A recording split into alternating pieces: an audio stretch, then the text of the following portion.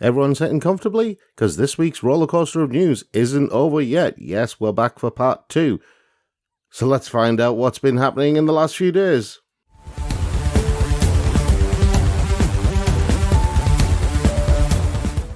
Hi, I'm Prob, and welcome to News Trash here on the Geek Show, your regular look at the interesting things that have been happening in the world of video games over the last few days. And this week started off with Xbox celebrating 20 years, and then moved on to the absolute debacle over at Activision Blizzard. And that situation continues with over 1,300 Activision Blizzard employees who have basically signed a petition wanting Bobby Kotick to resign from his position as CEO. They have stated that they no longer have the confidence in the leadership of Bobby Kotick as the CEO of Activision Blizzard. The information that has come to light about his behaviours and practices in the running of our companies runs counter to the culture and integrity we require of our leadership and directly conflicts with the initiatives started by our peers. We ask that Bobby Kotick remove himself as CEO of Activision Blizzard and that shareholders be allowed to select the new CEO without the input of Bobby, who we are aware owns a substantial portion of the voting rights of the shareholders. Not only that, the ABK Workers Alliance have started a public online petition, and they're calling for players to sign the petition in support of them. But that's not all that came from the Wall Street Journal, because in their latest episode of the Wall Street Journal podcast, they elaborated on some of the recent bombshells. For example, there was an Activision Blizzard employee who for years had signed his email signature as 1-800-ALLCOCK. Yeah, that guy wasn't fired until last year. And apparently, it wasn't just Blizzard and Activision where these problems were. They were also in Sledgehammer Games and Treyarch and various other studios that were owned by Activision Blizzard. So the whole thing seemed to be endemic within the corporation rather than just individual studios.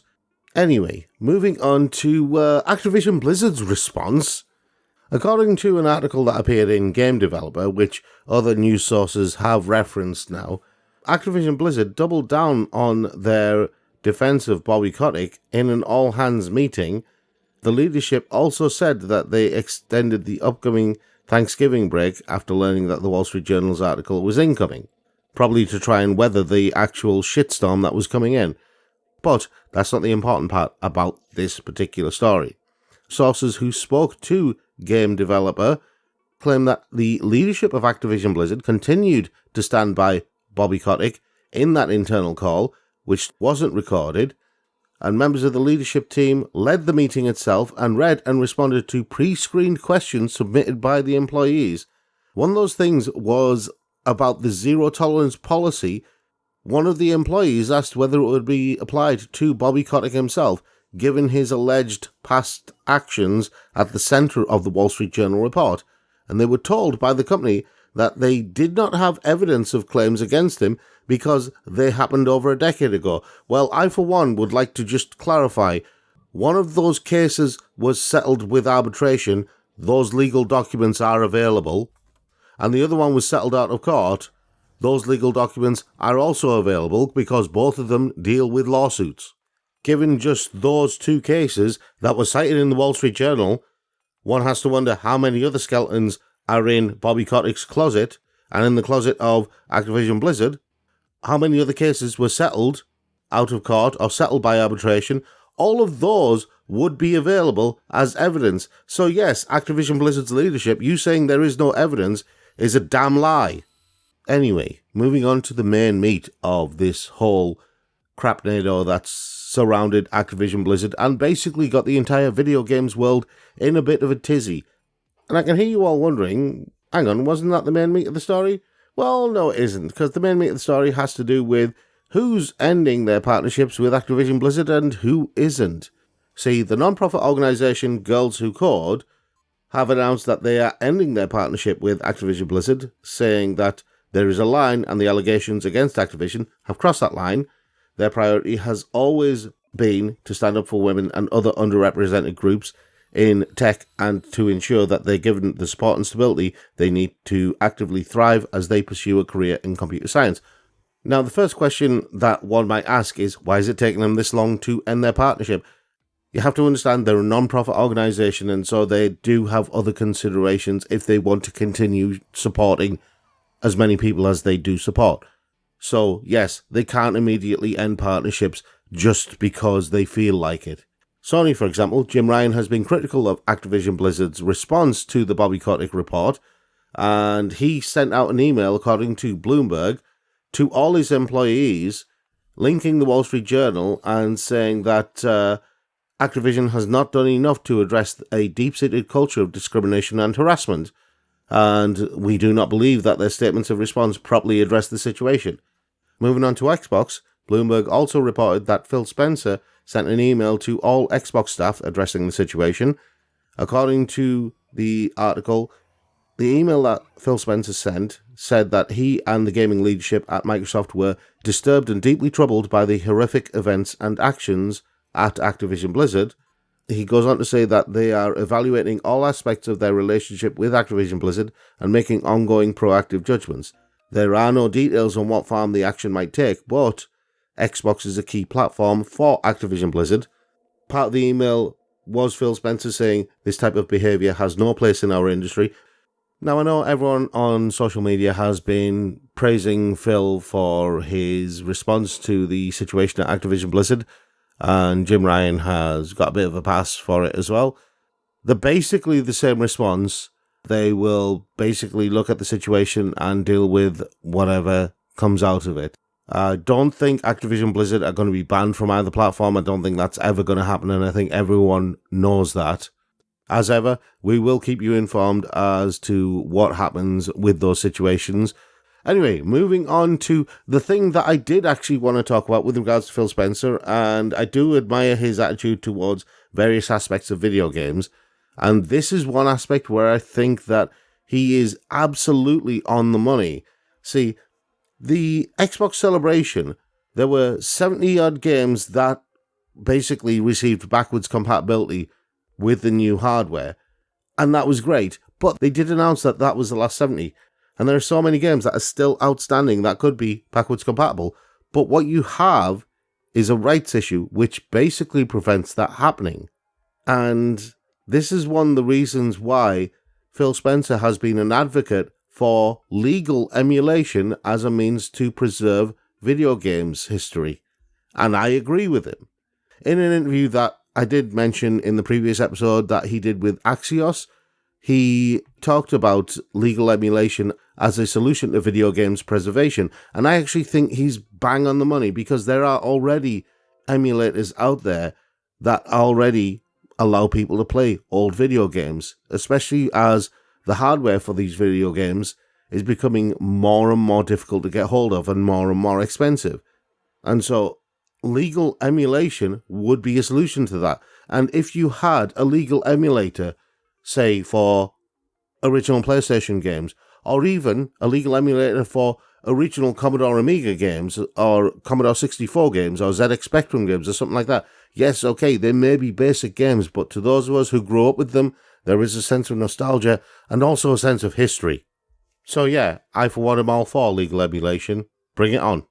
Sticking with Microsoft, y'all remember Scalebound? I bet some of you do. It was a game that was being developed by Platinum Games, and it was cancelled by Microsoft in 2017 because they were working in partnership with Platinum Games on the project.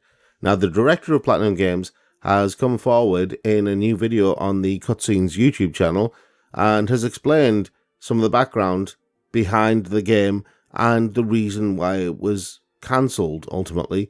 Originally, the game was something that everyone was looking forward to, but the problem was it was being made for the Xbox One, and that for Platinum Games was a new environment, and they were also working with a game that had to have online features, and they were working in Unreal Engine. According to the video, the hurdles we had to overcome were very big. We weren't experienced enough and couldn't get over that wall, leading to what happened in the end. Kamiya then goes on to say, I'm sorry to the players who looked forward to it, and moreover, I'm sorry to Microsoft who placed their trust in us as a business partner. I want to apologise both as a creator and as a member of Platinum Games. Anyway, moving on to a company that absolutely does need to apologise for what it's done. Rockstar have apologised for GTA, the Trilogy, the Definitive Edition, because of the unexpected issues that occurred with the game.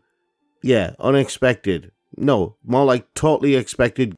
I mean, it's obvious they hadn't properly tested the remaster, given the state it was in when it was released, and given the complete lack of reviews or footage from streamers, because they withheld codes from both reviewers and streamers until the game was released. Basically, they did exactly what CD Projekt Red did last year with Cyberpunk, because they knew the state that the game was in, and they still went ahead and released it anyway. And the fact that they delisted all the classic versions of GTA 3, Vice City, and San Andreas meant that the crappy remastered version of it was the only version you could buy, which is just a shitty thing to do, Rockstar. So they've apologized for the technical issues plaguing the trilogy, the Definitive Edition. They've also gone on to relist the classic versions for PC, something that they could have done ages ago. Anyway, to give people an idea of just how broken a game Rockstar released, and I want you to bear in mind Cyberpunk when we're talking about this, the first major patch has been released for the GTA Trilogy, and it fixes over 50 issues, including new rain effects. Now, I want you to think about this. It fixes over 50 issues in the game, and the game still isn't fixed. Now, bring to mind Cyberpunk from last year, and you see where this is going. This is a broke-ass game. I wouldn't bother touching it with a barge pole, and I would demand my money back from Rockstar.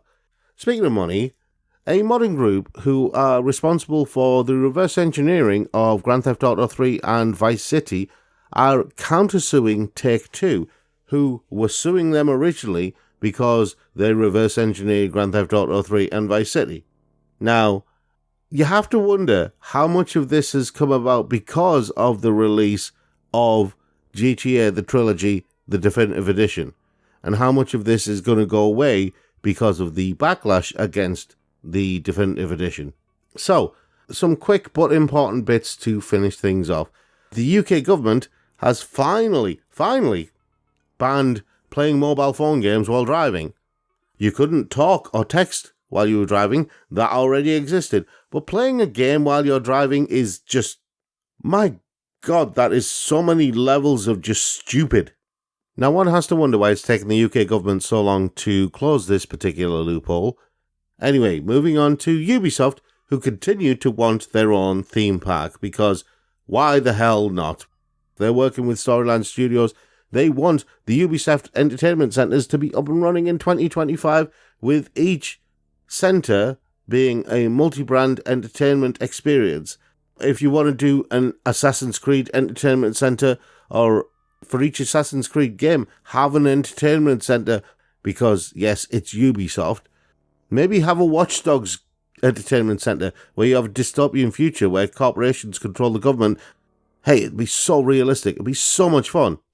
Anyway, moving on to one that actually caught my attention, and I am really interested in this.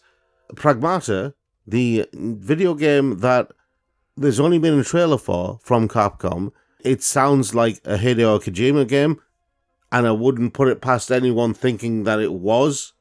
That has unfortunately been delayed until 2023. I am really curious what the game is. I really want to know. I think it's something to do with the internet, given the new artwork. Something to do with artificial intelligence, maybe.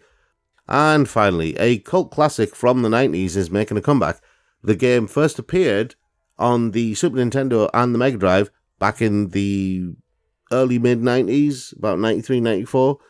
A TV show came out, an animated TV series came out, ran for 2 seasons. I think that was about 95, 96.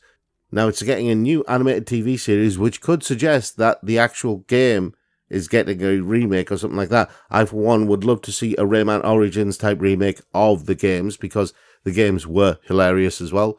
I am, of course, speaking about the groovy guy, the rocket through the sky, the mighty one. I am talking about Earthworm Jim. he is mighty fine, and he is a hero for all time. And yes, I am quoting lyrics directly from the original theme tune of the cartoon series. The series is being made by Interplay Entertainment, which is the new television and film division of Interplay. I just hope that they return the humour to a degree and don't sanitize it too much, because the humour was one of the things that made that series and that made the games as well.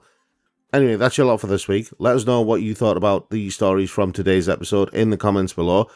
A quick reminder, there is no trailer trash this week.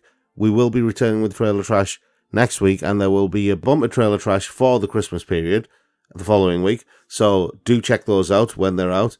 If you want to know more of my thoughts on video games, then you can find myself and Rob from Trailer Trash talking about various aspects of video games in our Impossible Mission series.